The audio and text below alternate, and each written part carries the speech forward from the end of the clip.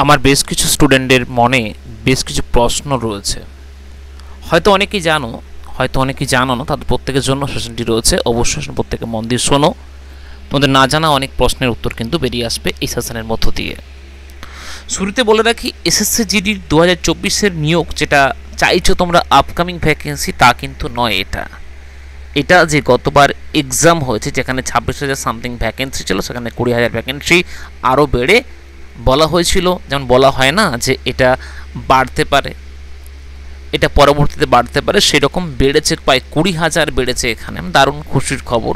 এবং আমরা কিন্তু যদি মনে করি দেখি যে এটা কিন্তু আপকামিং ভ্যাকেন্সি নয়, যে পরীক্ষাটা অলরেডি হয়ে গেছে সেই পরীক্ষার ভ্যাকেন্সি পরে বাড়লো।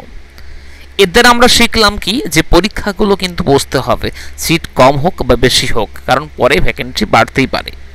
এটা একটা বড় খবর।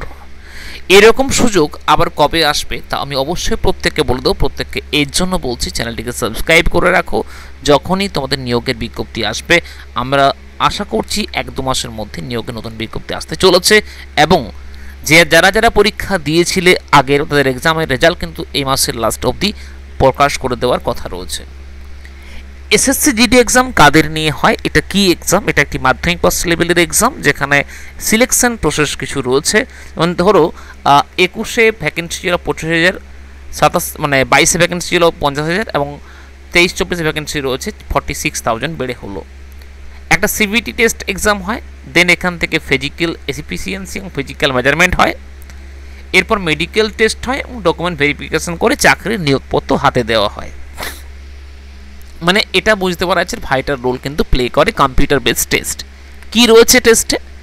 রয়েছে রিজনিং 20টি প্রশ্ন 40 নাম্বার, রয়েছে ম্যাথের 20টি প্রশ্ন আমাদের 40 নাম্বার, রয়েছে জেনারেল অ্যাওয়ারনেস 20টি প্রশ্ন 40 নাম্বার, এবং রয়েছে ইংরেজি 20টি প্রশ্ন 40 নাম্বারের।